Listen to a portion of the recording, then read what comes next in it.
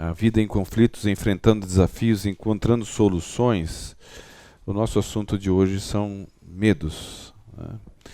Ah, Medo aparece demais na Bíblia. É um problema do ser humano ter medo. Tem inúmeras citações sobre temor, sobre medo, sobre aflição, e aí vai várias citações em concordâncias bíblicas em que Deus apresenta ou de forma narrativa ou de forma doutrinária diretamente ensinos que nos são muito úteis, né? As concordâncias bíblicas, se a gente for debruçar e ler pelo menos uns 3 ou 4 versículos por dia e meditar neles, a gente vai ter ensinos fantásticos e entender que Deus de fato responde aos nossos anseios, aos nossos problemas sobre medos. Então, existem concordâncias que já estão disponíveis aí gratuitamente pela internet, em aplicativos aí que vocês podem baixar e fazer uso delas, né? Inclusive Bíblias com concordância, né, aí são muito interessantes. Estímulo a nós procurarmos estender sobre esse assunto que começa aqui, espero que continue para o resto da sua vida, ouvindo da palavra de Deus sobre esse problema, né? Então esse tempo que a gente tem é um tempo curto, apesar do assunto ser tão extenso sobre a questão.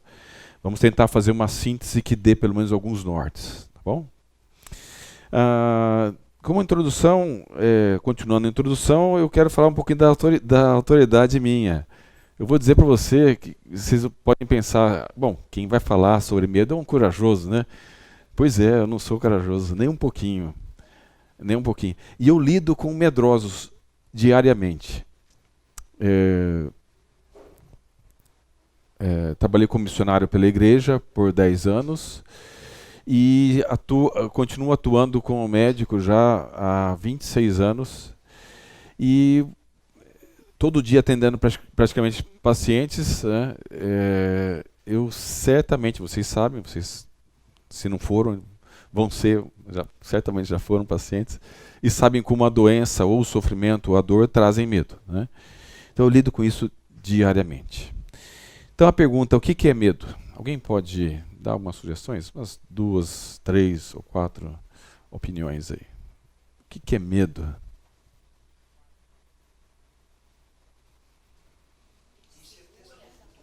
Incerteza do futuro. O que te emperra, o que te segura, o que te paralisa. Não ter controle da situação. Mais uma. Alguém falou uma coisa interessante. Incapacidade. Tá. Não ter controle. Tá. Bom, algumas sínteses aqui, bem rapidinhas, para a gente conseguir avançar um pouquinho sobre o medo. Algumas definições, tá? Emoção poderosa e controladora, dominadora. E do controle domina a gente. E paralisa. Alguém falou paralisar, deixar a gente estagnado, isso aí mesmo. Estado afetivo suscitado pela consciência do perigo, ou que ao contrário suscita essa consciência. Então, ou você tem a consciência do perigo, aquilo traz esse estado afetivo ruim, sensação ruim. Ter medo é gostoso? Não. Concorda? É péssimo, né? O que a gente quer é ter coragem, ter paz, tranquilidade. Medo não. Medo traz instabilidades, né? Outra definição, temor, ansiedade irracional ou fundamentada. Ou seja, ela pode ter fundamento, o medo ele pode ter fundamento, como ele pode não ter fundamento. Por exemplo, eu tinha um rapazinho, conhecido meu, amigo meu, quando ele era pequeno, ele estava num sítio, e ele chegou, mãe, olha o jacaré. Quando foi ver, era uma lagartixa, um pouquinho maior. Então, assim, é infundado, porque lagartixa ou um lagarto um pouquinho maior não é um jacaré, né? E para o Yanomami, onde eu morei, O jacaré não traz temor também não, tá? Mesma história à parte, posso contar para vocês. Uma sensação desagradável desencadeada pela percepção de perigo real ou imaginário. Às vezes a gente acha que uma coisa vai acontecer e a gente já fica amedrontado. E a gente fica por isso ansioso, não é verdade? É uma realidade nossa. Para os não cristãos, quais os medos comuns? Eu li uma lista na internet dos 10 principais medos que existem no mundo, né, no meio das pessoas. Vamos pensar para o não cristão, quais são os principais medos? Vamos pensar uns 5 ou 6, pelo menos. Morte. Acidente. Acidente com filho. Oi? Desemprego. Não ter dinheiro, não ter sustento.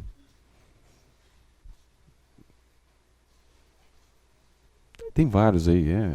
Medo de altura. Oi?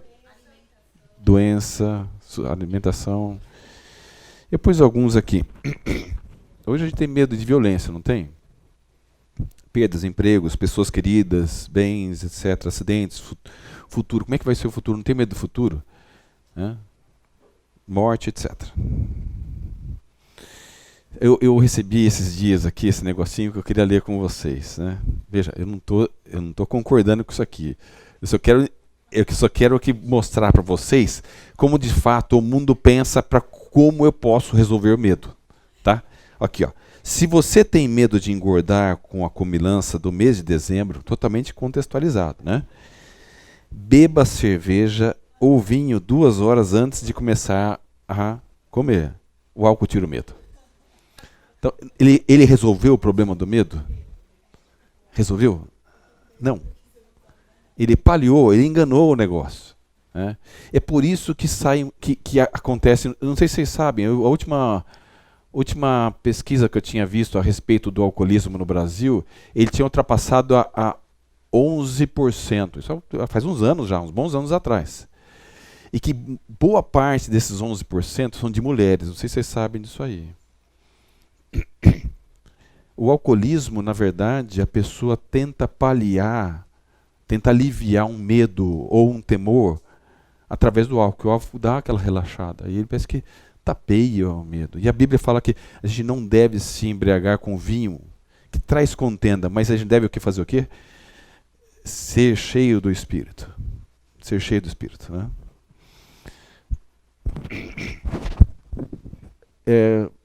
Pensando no contexto do mundo, tá?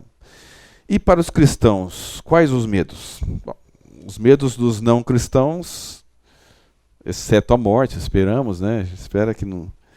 Os mesmos dos não cristãos, exceto a morte, porque não temos por que ter medo, né? De fato, a morte, pra gente, eu não sei vocês, mas eu vejo a morte como uma promoção.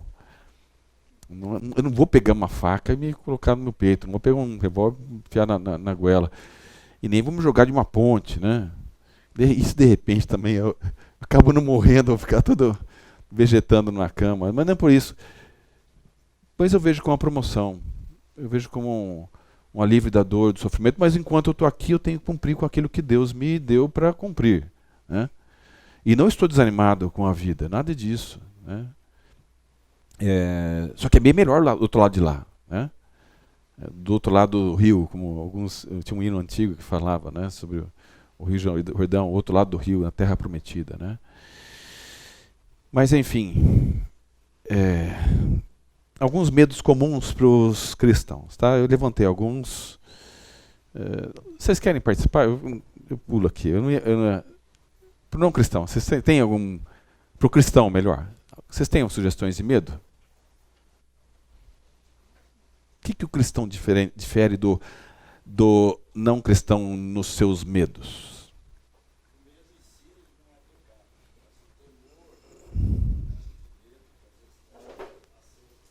Temor e medo. Vamos tentar depois discriminar isso aí. Assim, a gente dissecar um pouquinho isso aí. Mas para o cristão, Chico, o que você acha que é uma coisa que traz medo? Que para o não cristão não? Tem. Não confissão. Né? O Espírito vai lá, tá, toca no coração. Você não está confessando. Davi fala sobre isso. Enquanto eu me calei os meus pecados, meus ossos corroíam. E estava lá em sofrimento, aquela dor, aquele incômodo. E certamente com medo do que via por amanhã. Olha, vocês lembram da história do Adão? Eu vou citar esse texto aqui, mas vamos adiantando já em Gênesis 3:10. Deus perguntou para Adão: Adão, por que você está se escondendo? Tive medo. Então, ele teve medo por causa do pecado dele, né? Ou o temor que seja. Né? De fato, a questão de medo e pecado, quando você fala em temor, se refere a uma referência, uma reverência a Deus, um respeito à santidade dele, aos princípios dele. Então falhamos nisso. Deus é santo, Deus é justo e ele é zeloso também. Então nós ficamos com medo do zelo do Senhor. E esse medo ou esse temor, ele é justo para o cristão. E nós devemos ter esse temor de Deus. E até tremor. Né? É justo isso. Algum mais medo do cristão? Vamos pensar na questão da Ásia ou da África, onde há uma perseguição severa. Vocês acham que os caras não ficam com medo? Seria um motivo de oração nossa por eles, os nossos irmãos na fé, não são? Nossos irmãos lá na África ou na Ásia que são mortos, são mulheres estupradas, degolados ou açoitados, muito açoitados. Assim, isso acontece. Sempre aconteceu. É que nós temos uma mídia que ela não é confiável. Né? Ela é tendenciosa, isso é real. Os irmãos que trabalham em missões veem isso, comprovam isso. Né? Especialmente missões fora do país. Porque no país ainda, aqui no Brasil, a gente ainda tem uma certa, entre aspas, imunidade como cristão. Né? Ainda. Eu não sei até quando vai isso. Mas medo de sofrer perseguição religiosa, bullying, chacota por termos fé, medo da perseguição por causa do nosso temor a Deus, medo da consequência do pecado. Adão 3:10. Aqui tem algumas citações interessantes. Esse material vai estar disponível no site. Mas sobre a questão de medo de sofrer por ser cristão, Paulo falou bastante para Timóteo. Alguém poderia ler esse texto aqui de 2 Timóteo 1:6-9 e outra pessoa do 2:1-7, por favor?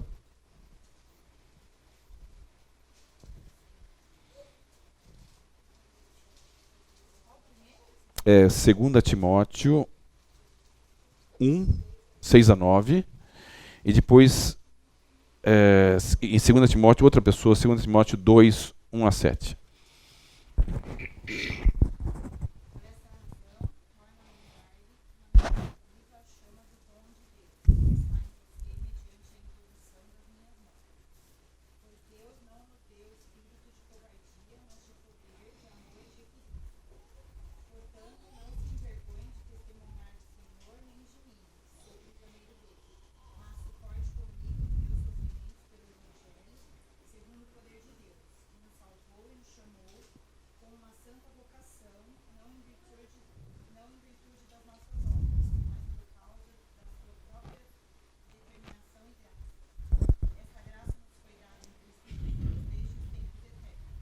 Obrigado. Vejam, Paulo era o missionário sofredor pelo Evangelho, estimulando alguém que ele tinha discipulado, e por estar na prisão ele tinha algumas limitações diretas sobre ele. Mandava as cartas e tentava estimular, porque ele sabia do dom que Deus tinha dado a Timóteo. E nós, como cristãos, recebemos um dom de Deus. Temos um ou mais dons de Deus para o serviço. E é isso que Paulo está puxando a orelha do Timóteo. Timóteo, presta atenção, você tem dons que não podem ficar guardados. Não adianta você ter espírito de covardia, que isso não é espírito de Deus. O espírito de Deus nos deu de ousadia, de coragem. Confia nesse Senhor, que Ele é soberano. Não interessa a perseguição. Olha aqui, sofrendo. Estou aqui pagando. E estou esperando por servir e continuar servindo. Anime-se, Timóteo. Né? Capítulo 2, versículo 1 a 7. Alguém pode ler, por favor?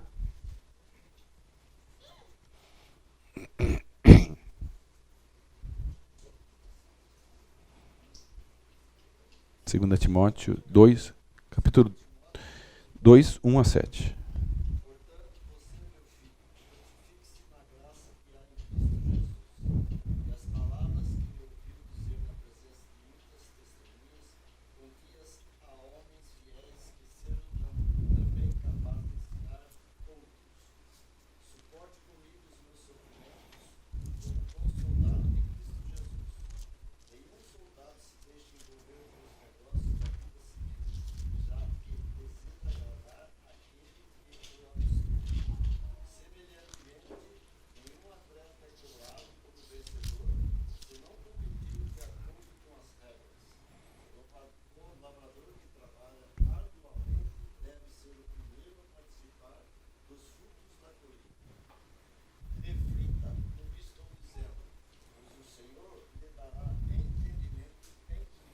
Então, veja, isso faz parte da nossa conclusão de solução para a questão dos medos. Nós vamos voltar disso no final, essa parte do final. Mas ele está falando o seguinte para Timóteo, é o seguinte: você foi chamado para ser um servo. A sua missão é servir e se aprofundar no conhecimento deste que você representa, que é o Senhor, o Deus verdadeiro, o Deus dos céus e da terra, que tem a intenção de salvar outras pessoas e fazer com que elas sejam livres dos seus medos, dos seus temores e medo da morte, enfim, de outras coisas mais. Cumpre essa missão com afinco, com dedicação. Cresça na graça e no conhecimento desse Senhor que vai lhe dar suporte para você ser de fato um soldado vencedor. O foco, quando nós voltamos o foco para o nosso umbigo, nós vamos ter medo, porque quando a gente volta para o nosso umbigo, nós vamos querer resolver das nossas maneiras, do nosso jeito. Só que a gente reconhece, se a gente for honesto conosco mesmos, a gente vai ver que as nossas capacidades, os nossos conhecimentos, as nossas soluções, elas são extremamente limitadas. Consequentemente, são falidas. Com Deus não tem essa história. Deus tem poder limitado, tem soluções limitadas, tem caminhos que são para os caminhos eternos. Não os caminhos que levam para o buraco, ou para o precipício, né? Paulo está tentando chamar a atenção de Timóteo em relação a isso. Sobre a questão dos inimigos, um cara que era vivenciado em inimigos, lutou a vida inteira, Deus mesmo falou que a mão dele suja de sangue era Davi. E Davi escreveu vários salmos, tem alguns citados aqui, mas eu queria ler esse aqui com vocês. Salmo 34:4. Busquei o Senhor e Ele me acolheu, livrou-me de todos os meus temores. Contemplai-o e sereis iluminados, e os vossos rostos jamais sofrerão vexame. Clamou, ele está dando testemunho aqui, clamou este aflito, e o Senhor o ouviu, e o livrou de todas as suas tribulações. O Senhor é fiel, e aqui o testemunho do irmão Davi, de que esse Deus é Deus fiel e é poderoso, né? A gente vai falar um pouquinho sobre tipos de medo. Alguém pode escrever tem alguma ideia aqui de tipos de medo? Tem várias classificações. Vamos ver se de repente a gente entende alguma classificação que tem na mente de vocês.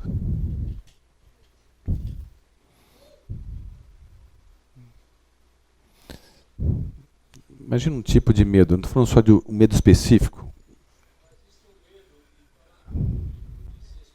Isso. Tá. Tem medo de altura, tudo. Medo de morrer, que a gente já falado, né? Mas existe uma classificação, que é uma classificação de medos que a gente percebe na Bíblia, inclusive, né? Dá para discriminar os medos. Um é o medo reacional ou medo agudo, ou seja, é uma resposta a um evento súbito e inesperado que promove o medo com consequentes liberação de substâncias na circulação sanguínea e mudança do nosso comportamento e atitude, buscando livrar-nos do possível evento danoso. Vou traduzir em miúdos aqui. Imagina uma onça chegando na sua frente. O que você faz? Vou fazer carinho nela. Vai, mentira. Depende da onça também. Se for uma onça criada, já desde pequena, está bem alimentada, já tem uns 20 quilos de carne na barriga, aí talvez não vai fazer nada mesmo, né? Mas vamos mostrar um videozinho para vocês aqui. Você vê que interessante esse vídeo, tá?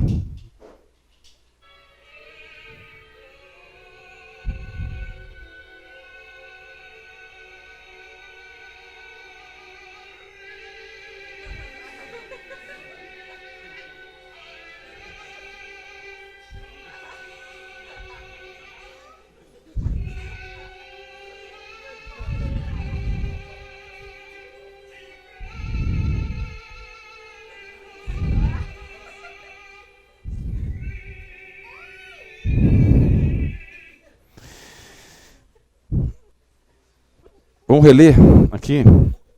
Eu sei que é uma brincadeira de mau gosto, mas o vídeo ele expressa exatamente o que eu estou querendo mostrar para vocês. É uma reação, olha, uma resposta a um evento súbito. Ele estava tranquilo, ele viu o cara correndo, não estou vendo nada, de repente quando aparece o dinossauro, tem aquela reação enorme. O que eles fazem? Geralmente o cara pega pé na tábua, né?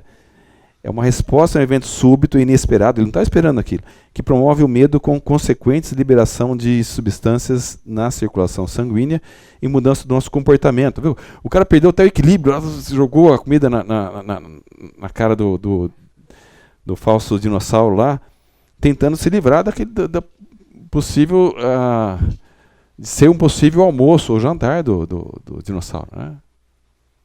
É um evento agudo. É um evento agudo. É um evento que acontece quando o povo de Israel estava indo embora, né?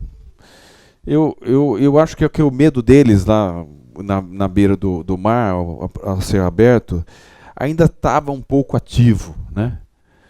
Mas quando viram o exército de Faraó atrás deles, certamente aquelas substâncias lá, adrenalina, noradrenalina, subiram demais lá e eles estavam amedrontados, né? Reclamaram com Moisés e com Arão. Moisés e Arão foram falar com Deus e falaram assim, fala para o povo que marche. Simplesmente ande. Anda. Põe o pé na água. Né?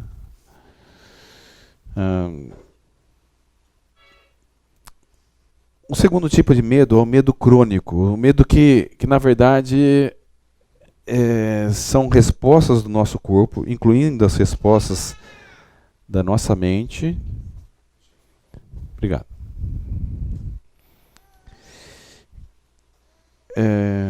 Faltou um quê? Que não foram suficientes ou resolutivas para solucionar o problema ou o conflito que ocasionou o medo. O medo inicial. O medo agudo. Tá? E este se prolonga.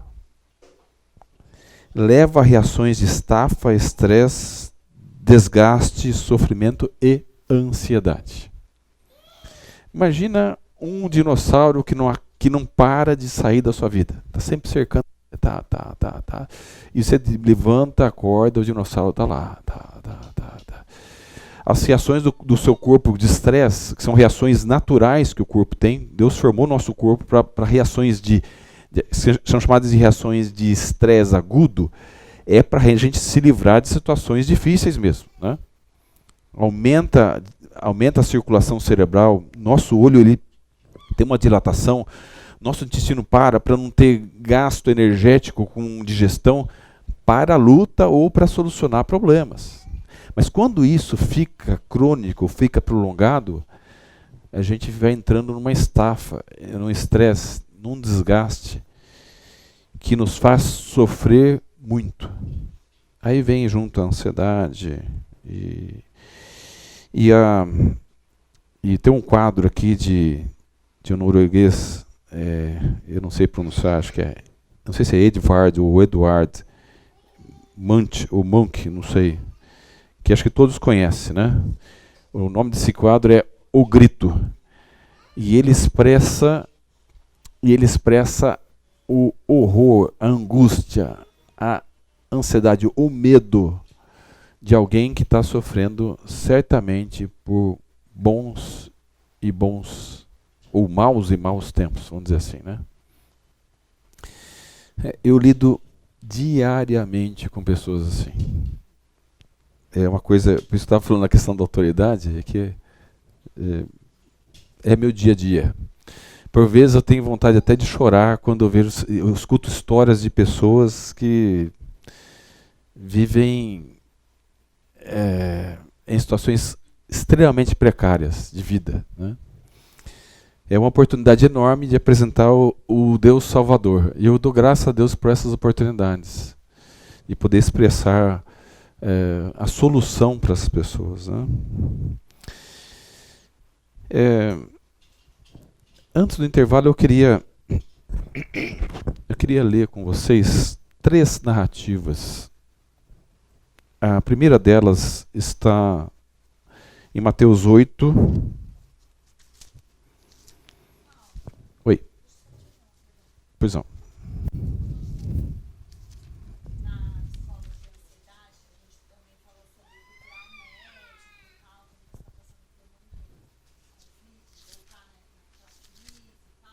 Sim. Sim.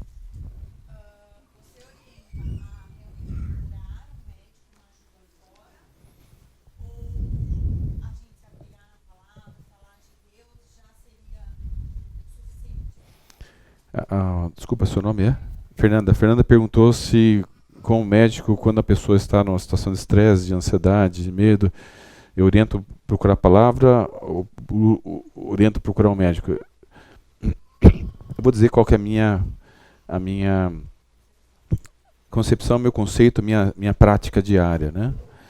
Eu sempre que vejo que a pessoa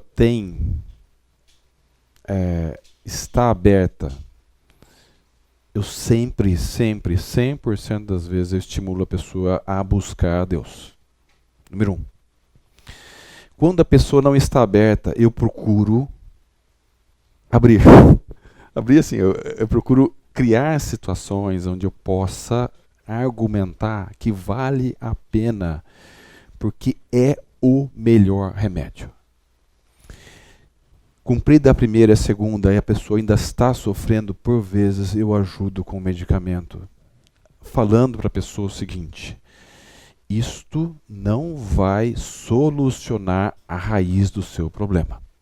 Isso vai paliar um pouco o seu sofrimento, vai lhe ajudar talvez a pensar um pouco melhor, vai lhe ajudar a abrir sua mente para poder... Porque na ânsia você não consegue ouvir nada, a palavra de Deus você não consegue ouvir. Tem situações como essa, então a gente lida com situações como essa. Mas por vezes eu estimulo, 100% das vezes eu estimulo a procurar a palavra de Deus. A não ser que a pessoa, ela de fato, olha, eu não quero saber de palavra de Deus, e a pessoa já se posiciona contra aquilo, sabe que eu sou cristão, então aí eu nem toco no assunto. Ele não quer. Não quer.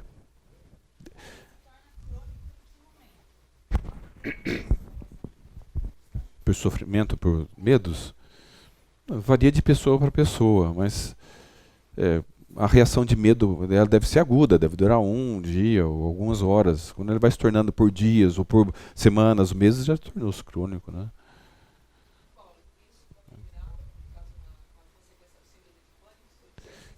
Sim. A síndrome de pânico, o pânico é o medo exacerbado, né? E vai desgastando, vai levando a ansiedade, desgaste, e junto entra, a depressão está meio muito associada, está muito próxima. Pânico, ansiedade e depressão parece que andam sempre meio imbricados. São turminha de adolescentes, estão lá perturbando a gente, lá, andando, estão sempre em bloco, né? Pois não, Chico.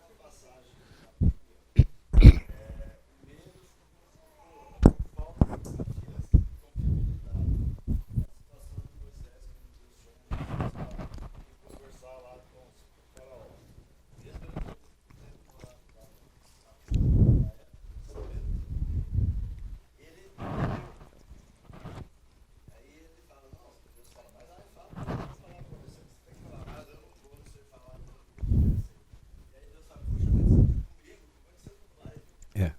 Chico, o Chico deu mais uma das inúmeras narrativas de uma equação matemática que eu vou mostrar para vocês aqui hoje.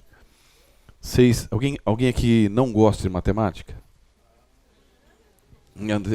Mas dessa equação você vai gostar, viu? Eu vou apresentar uma equação para vocês, matemática. E assim, minha mãe falava que eu ia ser engenheiro. De fato, eu percebi que a mente ela é muito cartesiana. Assim, as fórmulas matemáticas me ajudam muito a pensar. Eu vou apresentar uma equação matemática. Eu sei que deve ter engenheiros aqui, talvez, ou engenheiras, ou matemáticos aqui. Espero que fixe na mente de vocês isso. De fato, o medo está relacionado com a falta de fé. Nós vamos expor essa para ser matemática daqui a pouco, tá? Posso ler as narrativas antes da... A primeira narrativa está em Mateus 8, 23 a 27. Está dizendo assim... Então, entrando ele, o Senhor, no barco, seus discípulos o seguiram. E eis que sobreveio no mar uma grande tempestade, de sorte que o barco era varrido pelas ondas. Entretanto, Jesus dormia. Mas os discípulos vieram acordá-lo, clamando: Senhor, salva-nos, perecemos. Acudiu-lhes então Jesus: Por que sois tímidos, homens de pequena fé? E levantando-se, repreendeu os ventos e o mar, e fez-se grande bonança. E maravilharam-se os homens, dizendo: Quem é este que até os ventos e o mar lhe obedecem? Está vendo que aqui tem medo e fé? Ou medo e falta de fé? Consegue perceber isso aí? Vocês conhecem bem essa narrativa, né? Jesus estava lá, de boa, dormindo. Para ele estava tudo tranquilo, né? Ele é o Senhor era o Senhor de todas as coisas, tinha domínio sobre tudo. Para ele tá de boa, ele sabia quem é o Pai, então tá tudo tranquilo, tá em paz. Não chegou minha hora mesmo, vou dar uma descansadinha, vou dar uma cochiladinha aqui. E os caras que eles eram pescadores, boa parte deles eram pescadores, os caras sabiam bem sobre o mar, né? Conheciam os ventos, as chuvas, as tempestades, etc. Vamos ver outra passagem aqui, Mateus 14, 22 a 33. Logo a seguir, compeliu Jesus os discípulos a embarcar e passar. Veja, daquela vez ele estava com eles, certo? Dessa vez ele falou assim: vai lá, vão no barco vocês aí. Compeliu Jesus os discípulos a embarcar e passar diante dele para o outro lado, enquanto ele despedia as multidões. E, despedidas as multidões, subiu ao monte a fim de orar sozinho. Em caindo a tarde, lá estava ele só, orando, se relacionando com Deus. Entretanto, o barco já estava longe, a muitos estádios da terra. Estádio é uma medida de distância que era grande, eu não lembro agora quanto, mas eu posso falar para vocês depois. Açoitado pelas ondas, porque o vento era contrário. Na quarta vigília da noite, foi Jesus ter com eles. Ou seja, Jesus entrou à tarde, estava lá à noite, de madrugada, foi lá Jesus encontrar-se com eles, andando por sobre o mar. Ele é o Senhor de todos os fenômenos físicos também. E os discípulos, ao verem-no andando sobre as águas, ficaram aterrados, atemorizados, e exclamaram: é um fantasma! E tomados de medo, gritaram. Mas Jesus imediatamente lhes falou: tende bom ânimo, fiquem tranquilos, sou eu, não temais. Respondendo-lhe Pedro, disse: se és tu, Senhor, manda-me ir ter contigo por sobre as águas. Lógico, ele falou gritando isso, certamente, naquele medo, aquele pavor, paura dele lá. E ele disse: vem. E Pedro, descendo do barco, andou por sobre as águas e foi ter com Jesus. Até aí tudo bem, né? Certo? Foi lá, Pedrão curtindo do poder de Deus, de Cristo, andando por sobre as águas, indo de encontro com o Senhor.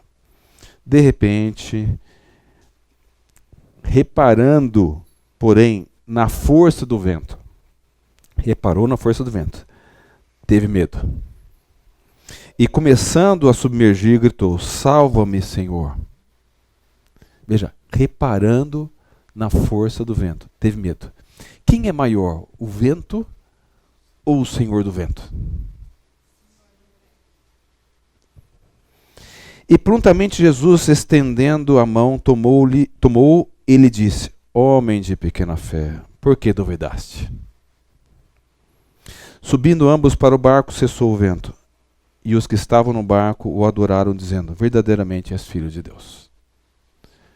Está claro aqui? Onde está o problema do medo? Está dando para entender? Na dúvida, na confiança mais na força dos homens, ou dos possíveis inimigos, ou dos eventos que eventualmente nós achamos que são maiores do que Deus. O desviar do foco. Ele estava no foco. Ele estava no foco e estava andando sobre o mar. Veja, algum de vocês já andou sobre o mar? Nem no Mar Morto a gente anda, né? Na verdade, a gente boia um pouquinho para cima, mas não anda, na verdade. Ele estava andando sobre o mar. Ele estava no poder de Deus, com o foco ali, ó. A hora que ele desfocou, puf, começou a afundar.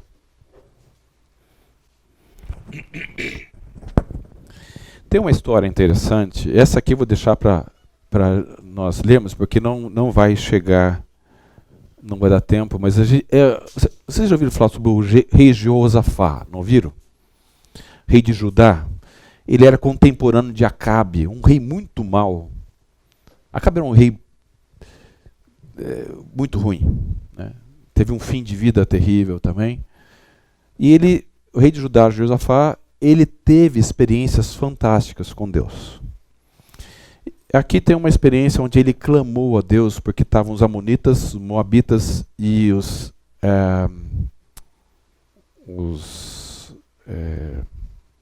heteus, eram os edomitas. Os meunitas que eram dos edomitas, né, do monte Edom. Então, ele teve medo. Do que ele fez? Ele clamou. Ele clamou de uma maneira, ele levou o povo a jejuar, a clamar, de uma atitude humilde e de fato que trouxe reversão em bênçãos descomunais da ação de Deus. A ponto de os três grupos se matarem uns aos outros. Deus falou assim: olha, só fiquem em pé, se posicionem e cantem, louvem. Eles fizeram isso e o exército contrário se mataram entre si. Deus fez com que eles fizessem isso. Eles não gastaram uma espada, na verdade. Essa história, ela tem um contexto que, se vocês voltarem para o capítulo 18 e 19, vai ser muito interessante. Fica aqui como um estímulo a nossa leitura hoje, tá bom? Você está um livro aqui que é interessante. O temor que vence o medo. Está na bibliografia, tá? o temor que vence o medo. O temor de Deus é o que nos faz vencer o medo, tá bom? Muito, muito bom esse livro. Ele é um livro da teologia do medo. É uma leitura imprescindível para quem lida com essas questões de uma maneira meio sofrida, né? Sugiro que vá atrás. Tem esse livro na biblioteca, na livraria, tá? Bom, vamos partir para algumas entendi. A gente já falou um pouquinho sobre o mecanismo do medo, tá? As narrativas nos ajudaram. Houve algumas colocações aqui interessantes. Então, o mecanismo do medo, ou seja, a fisiopatologia, como é que funciona? O medo é igual 1 sobre fé em Deus. Vamos explicar isso aqui? Não sei quantos vão lembrar dessa equação aqui. Medo é igual a 1 sobre fé. Entenda aqui fé em Deus, tá bom? Então, medo é inversamente proporcional à minha fé em Deus. Ou seja, quanto maior a minha fé, menor o meu medo. Vamos supor que eu ponho uma fé, se eu pudesse graduar a minha fé de 10, tá? Quanto seria aqui o resultado? 0,1, não é verdade? Se minha fé fosse 100, seria 0,01. Cada vez menor, não é verdade? Estão me acompanhando? Os engenheiros, eu sei que eles entenderam. Agora, vamos pensar numa coisa.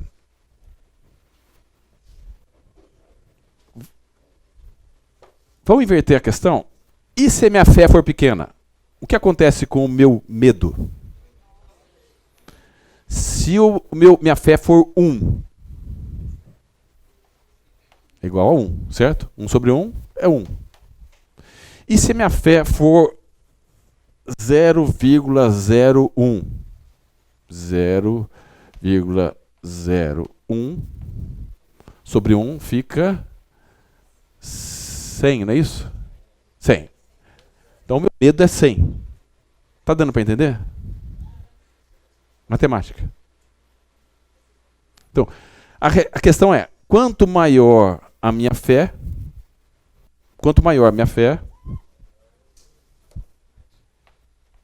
menor o meu medo. Certo? Vai cair na prova, tá? Quanto menor meu medo, significa que a minha fé é maior, certo? Concorda? Guardem essa fórmula para a vida de vocês. A fé não é a única variável na questão do medo. Nós vamos estudar um pouquinho aqui rapidinho um outro fator, mas a fé é fé em Deus. A fé não é fé qualquer, é uma fé vivencial, é uma fé experimental, mas a fé que eu vivo de fato com esse Deus. Porque eu conheço de fato quem é esse Deus. E eu não preciso ter medo, porque eu sei que Ele é grande, Ele é poderoso, Ele quer o meu bem, Ele é amoroso. É uma fé que eu conheço Deus. Tá? Tá dando para entender? Vou deixar essa formulazinha aqui, tá?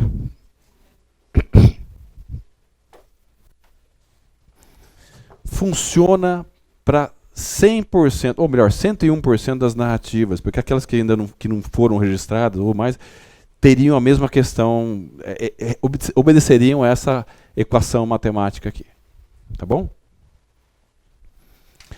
Podem fazer teste nas narrativas aí. Pode fazer teste que vão ver que vai funcionar 100% delas. Tá?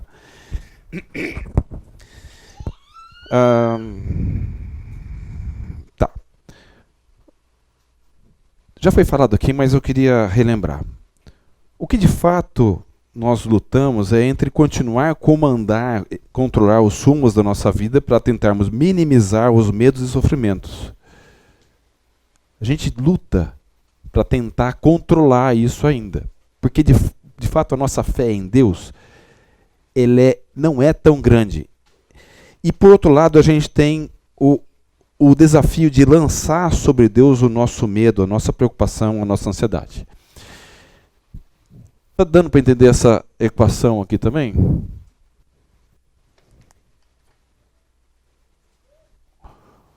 Controle meu versus controle de Deus.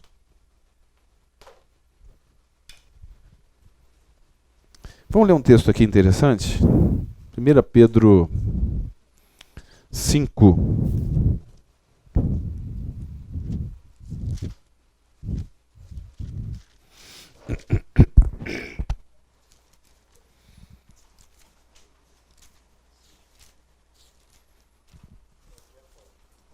Primeira Pedro 5, 5 a 7.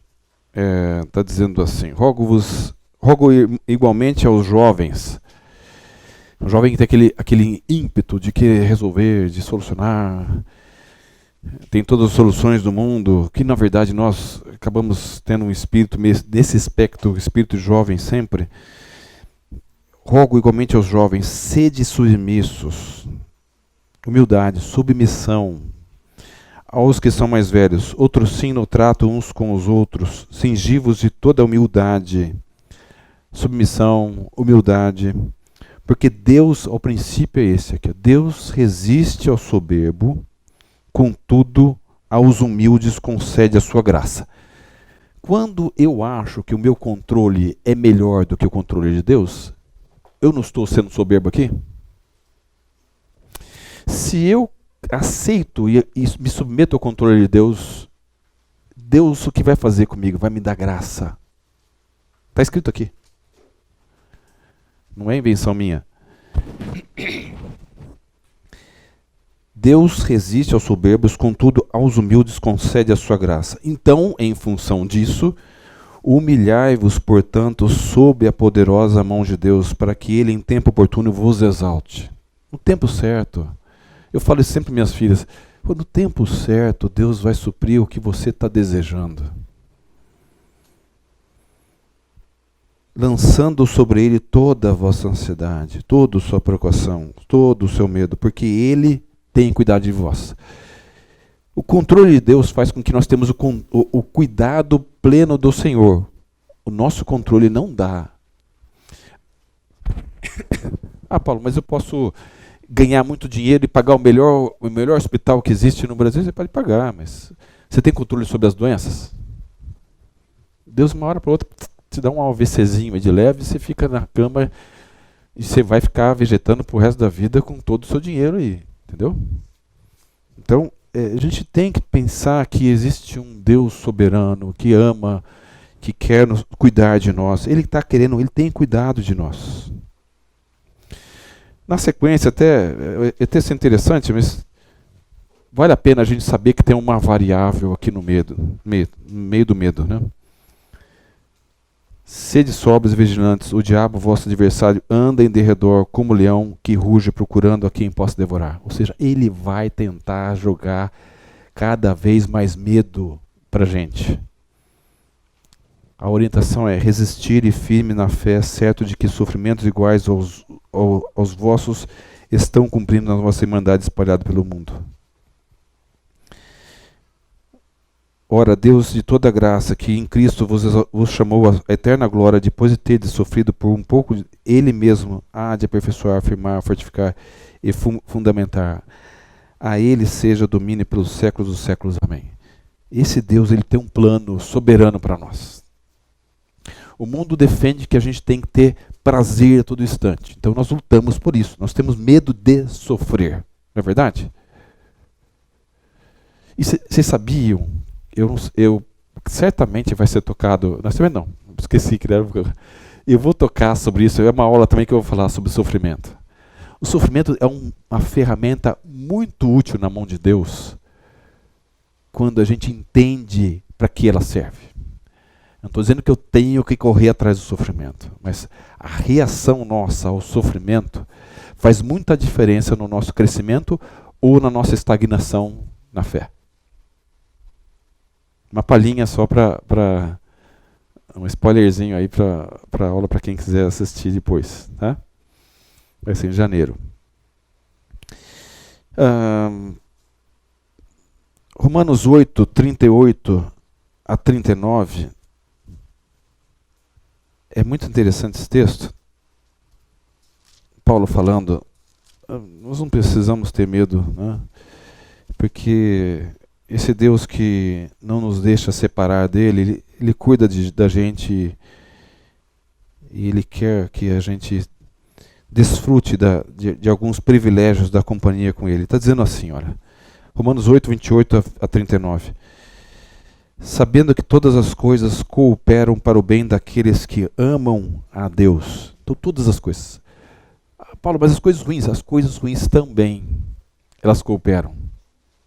Os sofrimentos cooperam para o amadurecimento. Fica aí para essa aula de sofrimento, tá bom?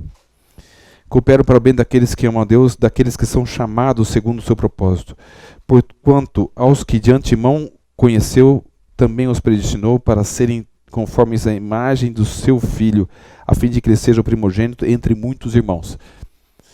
A ideia é a seguinte: para que eu atinja uma maturidade semelhante à de Cristo, ou caminhando em direção à maturidade de Cristo, todas as coisas cooperam. As coisas boas e as coisas ruins. Aparentemente ruins. Esse é o propósito. E ele nos predestinou com uma missão, com um propósito. Nós não estamos aqui simplesmente para num parque de diversões. O que o mundo quer que a gente acredite. Que a gente está num parque de diversões e a gente tem que desfrutar desse parque de diversões a todo instante.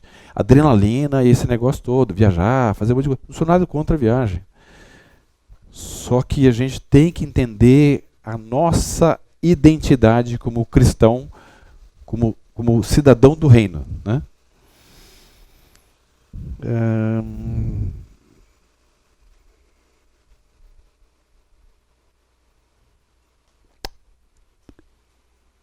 31.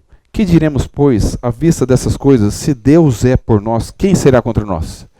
Vocês lembram daquela... Não sei se vocês tiveram aquela experiência eu tive, mais de uma vez, de um coleguinha que era extremamente um molequinho baixinho, invocado que só ele. Você sabe por que ele era invocado? Geralmente porque ele tinha um irmão forte. Todas as vezes que eu via, você pode ver. O moleque só é invocado porque ele tinha um irmão forte. Ele confiava que o irmão dele ia defender ele. Tinha um lá na época que eu estava no primário, que é o ensino fundamental 1. Imagina um menino chato e invocado. Ele mal briga com todo mundo. Porque ele sabia, meu irmão vai me proteger. E o irmão dele era forte. Né? Todo mundo tinha medo do irmão dele. Pensa bem, o diabo quer que a gente acredite que nosso Deus é desse tamanho. Que ele não é tão forte assim. Se a gente tivesse ideia de quem de fato é o nosso Deus, a gente não ficaria com medo de nada. Nem da morte, nem das coisas, dos sofrimentos que a gente tem no dia a dia. Se Deus é por nós, quem será contra nós? Uma das conclusões que a gente tem da solução para o problema do medo é: debruce-se em conhecer quem é esse Deus. Debruce em tentar viver com Ele, provar e ver de que Ele é bom. E bem-aventurado é o homem que nele confia. Porque Ele vai suprir todas as nossas necessidades. Buscar primeiro o reino de Deus e a sua justiça, e todas essas coisas que dão ansiedade, dão preocupação, vão ser solucionadas. Então, é uma lógica que o mundo quer que você acredite, a lógica do medo. Aliás, deixa eu fazer uma colocação interessante aqui. Eu sei que muitos de vocês são pacientes.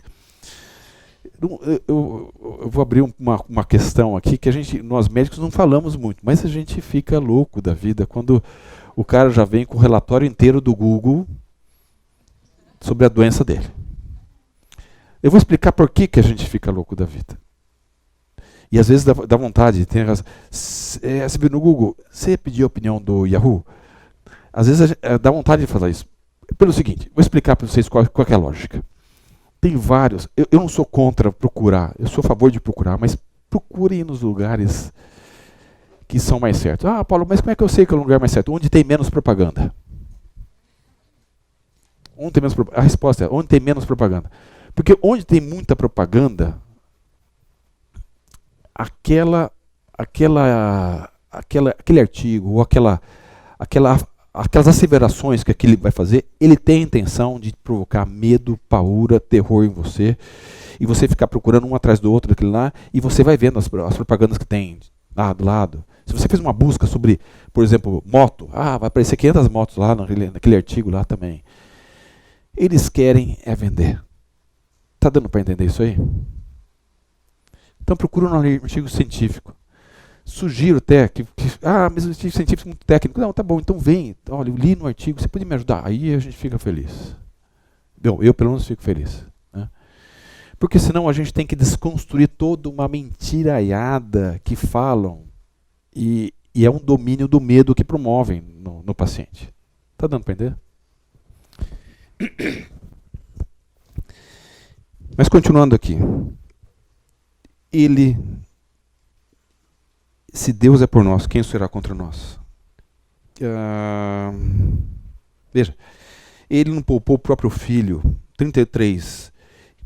Quem intentará acusação contra os eleitos? Se ele poupou o próprio filho para nos eleger, quem tem autoridade? O diabo tem autoridade de nos culpar? Nos provocar? Não, eu fui graciado com a bondade da salvação em Cristo. Diabo, dá meia volta, porque não estou submisso a Deus. Estou resistindo porque você não tem. A sua conversa não me faz mais enganar. Quem os condenará? 35. Quem nos separará do amor de Cristo? 37. Em todas essas coisas somos mais que vencedores por meio daquele que nos amou. Somos vencedores. A nossa identidade é de cidadãos do reino. Não precisamos nos orgulhar, sou filho do rei, então posso qualquer coisa. Não. Em humildade. Porque aprendei de mim que sou manso e humilde de coração, e encontrareis descanso para vossas almas. É o exemplo que Jesus deu para a gente. Então, em humildade, testemunho desse Deus e desse poder. Nada pode nos separar do amor de Deus. Nada pode nos separar da sua proteção e do seu cuidado. Assim sendo, medo, dúvida andam juntos. Nosso eu sabe que não temos como controlar tudo. E trazem ansiedade e insegurança. Porém, o contrário é verdadeiro. A fé em Deus, em Cristo, trazem coragem, confiança com humildade. Com humildade, né?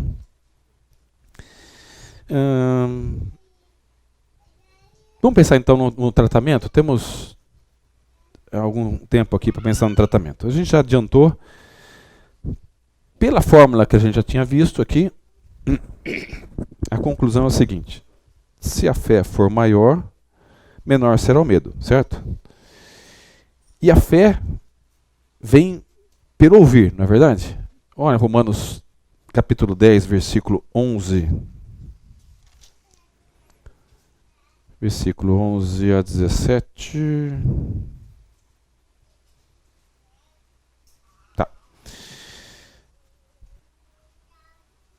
Porque com o coração, capítulo 10 de Romanos 11 a 17. Portanto, a Escritura diz: todo aquele que nele crê não será confundido.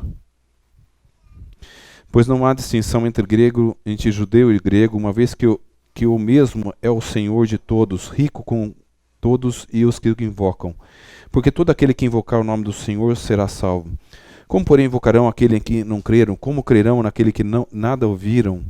Como ouvirão se não há quem pregue? Por isso a necessidade que, quando Jesus andava lá em Mateus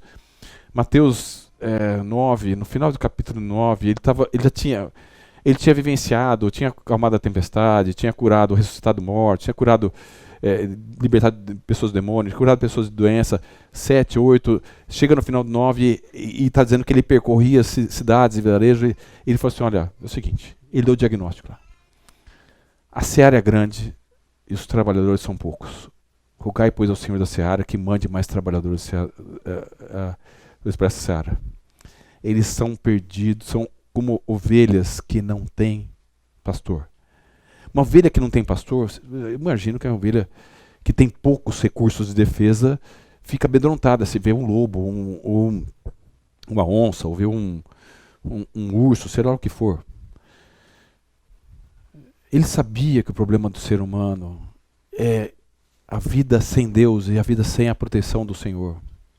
O leão está aí, rugindo, buscando a quem possa tragar. E Jesus sabia, então ele estimula, falou assim, olha, peçam ao Senhor da Seara que mande mais trabalhadores. Para quê? Para pregar sobre essa verdade que liberta do medo. Por exemplo, liberta da morte, liberta de muitas outras coisas. Dos nossos pecados, das nossas escravidões. Né? Por isso que é importante pregar. Né?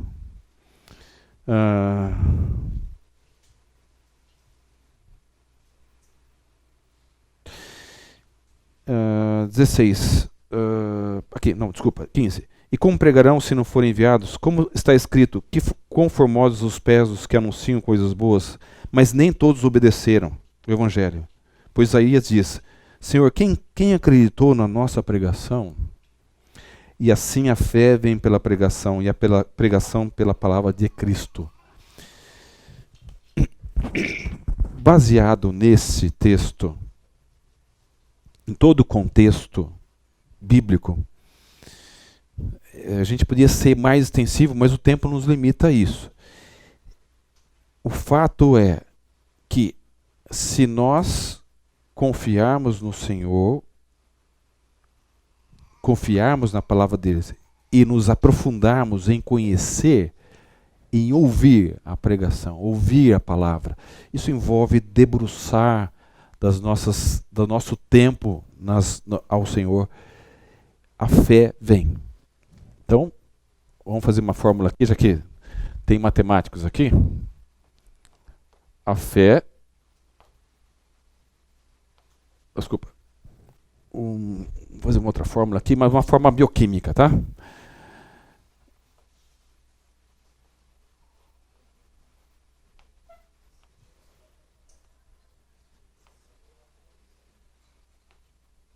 Tem biólogos aqui, não? Alguém que é da biologia ou na área médica?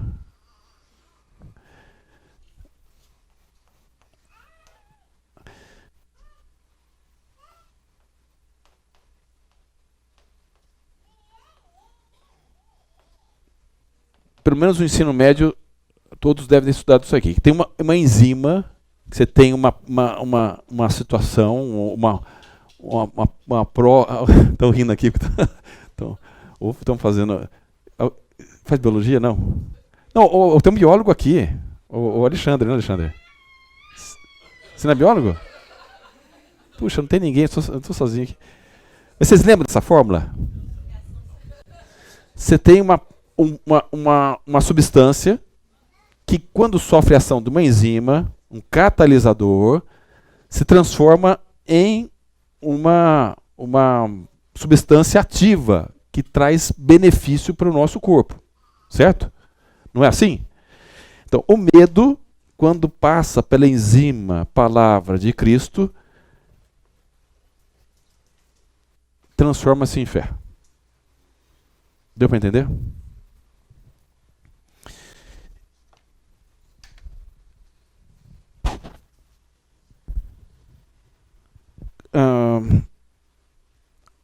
Vindo a fé, traz-nos coragem, ousadia, confiança em meio às tribulações, nos que sobrevêm, que Jesus falou, no mundo vocês vão ter aflições. Vocês vão ter. Ele não enganou ninguém. Jesus não engana ninguém. Vai ser mar de rosa. Não vai ser mar de rosa, não. Vocês vão passar por aflições. Mas tem de bom ânimo. Eu estou com você até a consumação dos séculos, eu venci o mundo. Tá em casa, tá tranquilo. Tá dominado, que nem a meninada fala aí. Tá dominado. Só nós precisamos acreditar nisso. É só isso. Mas como que a gente vai acreditar nisso? Vamos dar algumas soluções práticas aqui, tá? Já. Olhem a história da igreja cristã. Aqueles irmãos, eles vivenciaram tão de perto as ações de Deus, eles conheciam tão de perto Deus, que eles podiam, pode vir a promoção, que eles suportavam muitas delas. Né? Leiam sobre a história da igreja, leiam sobre a história de missões. Missionários que sofreram demais aí. Tem um livro interessante, tem aqui esqueci o nome dele agora, da Tucker, Ruth Tucker. Ele é muito interessante esse livro. Esqueci o nome dele, agora podia citar para vocês. Eu cito, vou procurar depois, quem tiver interesse entra em contato comigo. Da Ruth Tucker. É um livro sobre missões. Se não me engano, até os confins da Terra, se eu não me engano. Eu não lembro agora ao certo. Mas o fato é assim, ele conta as situações em que aqueles caras só podiam passar por aquilo. No poder e na convivência com o Senhor que dava suporte para aquilo. Não tem outra explicação. Não tem outra explicação. Não há como termos fé em alguém de quem não conhecemos. Bem, para termos fé em Deus, precisamos conhecer que Ele prometeu a sua presença. Esses textos são fantásticos aqui, ó, tá?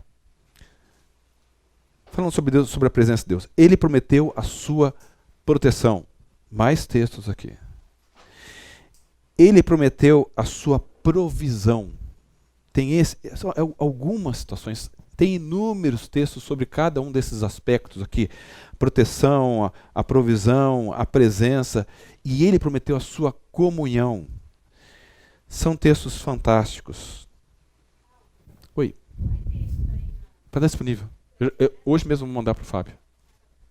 Tá? Assim sendo, vocês querem ler algum desses textos aqui?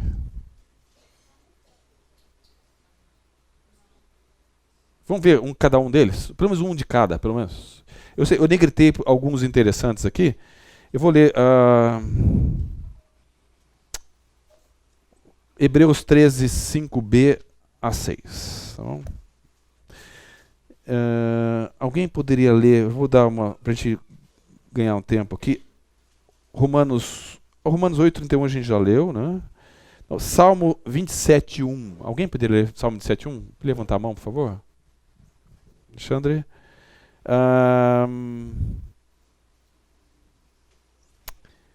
João 14, 27. Alguém?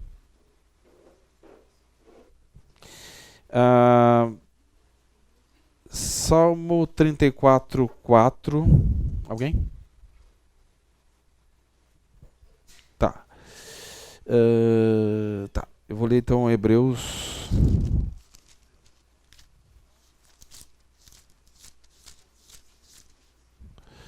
13, 5b a 6.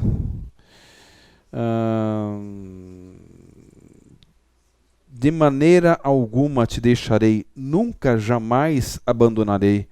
Assim afirmemos confiantemente, o Senhor é meu auxílio, não temerei. Quem me poderá fazer o homem? Eu estou vivenciando uma situação de, já há uns 2 ou 3 anos, uma situação de perseguição em trabalho. E por vezes eu vou confessar para vocês que eu sofri em pensar em muita coisa que essa pessoa poderia me fazer. Mas aconteceram tantas coisas interessantes que Deus me mostrou. Eu falei, olha, quem é ele, cara? Quem é ele? Onde está a sua fé, Paulo? Alguém pode ler a sequência aí que eu pedi? Salmo 27, 1.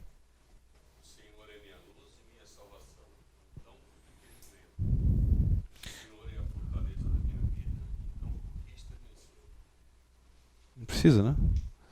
João 14, 27.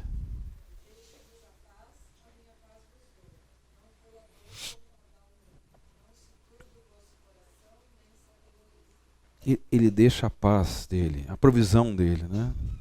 Ele deixa a proteção dele, ele deixa a presença dele, ele deixa a comunhão dele. Salmo 34, 4.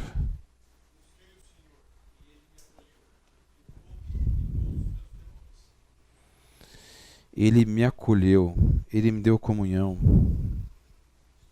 com Ele. Então, em função disso, devemos algumas atitudes bem práticas. Então, são ações que nós, em função desse conhecimento que nós temos que fazer. Eu não tenho tempo. Olha, então vai assistir a sala do Alcides lá, que ele vai ajudar você na questão da administração do tempo também.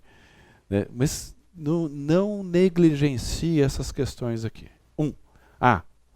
Devemos separar tempo para leitura e meditação na palavra de Deus. Se você não tem habilidade com a meditação, peça ajuda. Aqui na igreja tem várias pessoas que podem ajudar. Me coloco à disposição caso queira me procurar também.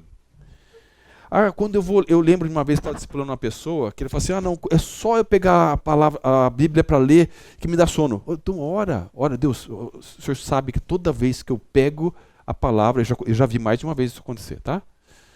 Isso aí certamente tem a mão do capiroto aí para atrapalhar também o processo. Mas veja, ora, Deus, o Senhor sabe, Senhor, que antes de eu pegar, eu vou ter sono, então me ajuda a não ter sono. Lógico, você tem que dormir, né? Se você fica no WhatsApp até 1, 2, 3 da manhã, você vai ter sono mesmo durante o dia, não vai ter, vai ter disposição para ler durante o dia.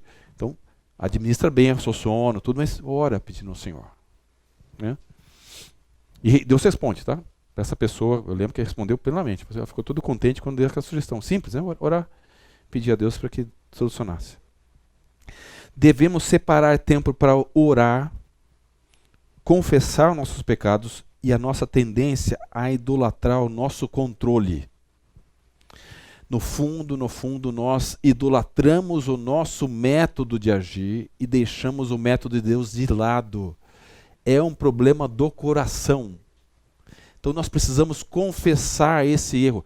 Se você nunca se deparou com essa situação, saiba que a ansiedade e o medo têm a ver com ídolos do coração. Ezequiel fala sobre isso. Não são só os ídolos de imagem. Né? O pastor Fernando tinha pregado e mostrado uma figura de uma imagem de um pastor da Universal chutando a santa. Isso acho que foi em 2098, 99, não lembro, por aí. Não é só aquele ídolo. Tem ídolos do coração. E muitas vezes o nosso ídolo é o meu jeito de resolver, esse é o cara. Então que Deus está querendo, propondo o cuidado dele. Lança sobre ele a sua ansiedade, lança sobre ele o seu medo, e derruba esse ídolo do seu coração. Senhor, eu quero derrubar esse ídolo. Hoje eu quero confessar isso. Senhor, me ajuda nesse processo. Me ajuda, Deus ajuda. 1 João 9 diz que se confessarmos o nosso pecado, Ele é fiel e justo para nos perdoar os pecados e nos purificar de toda injustiça. E isso é uma injustiça perante Deus. A justiça é o controle do Senhor sobre a nossa vida. Tá? Então devemos separar tempo para leitura, meditação, para oração, confissão.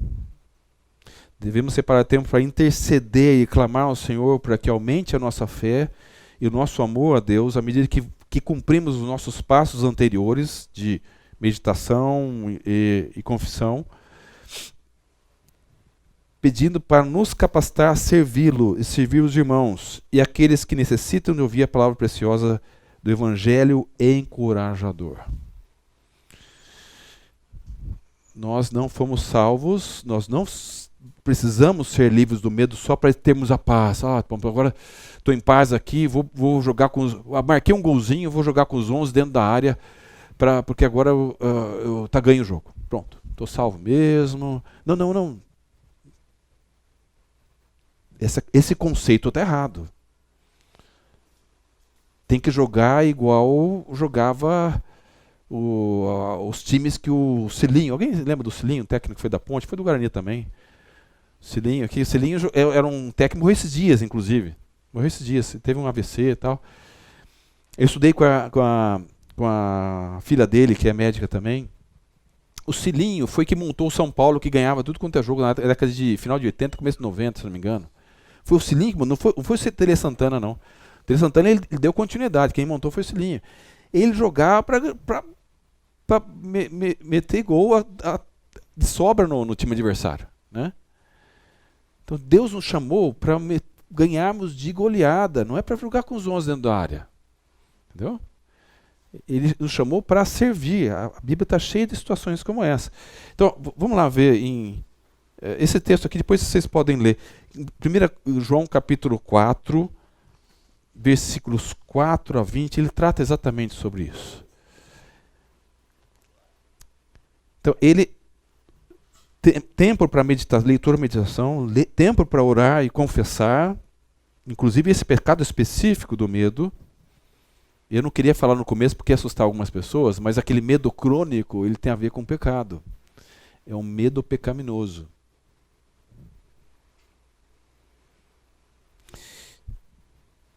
Porque nós não lançamos sobre Deus a ansiedade, o medo que... Aquilo que era... Nós não abrimos mão do nosso controle, ao invés de deixar na mão de Deus o controle. E Deus está dando uma ordem. Lancem. Quando Ele dá uma ordem e nós não obedecemos, nós descumprimos. Estamos pecando. E é um pecado que nos traz prejuízo. Ou seja, é um tiro no pé. Vocês concordam comigo? Alguém falou que paralisa. E é verdade, paralisa. Pum, pum. Você consegue andar com 2 tiros no pé lá? Um em cada lado? Não consegue.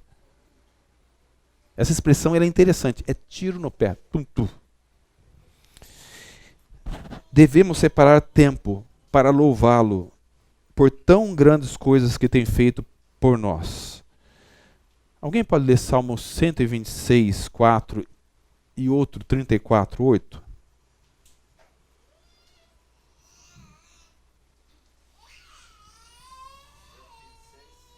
6:26, 4 e Salmo 34, 8.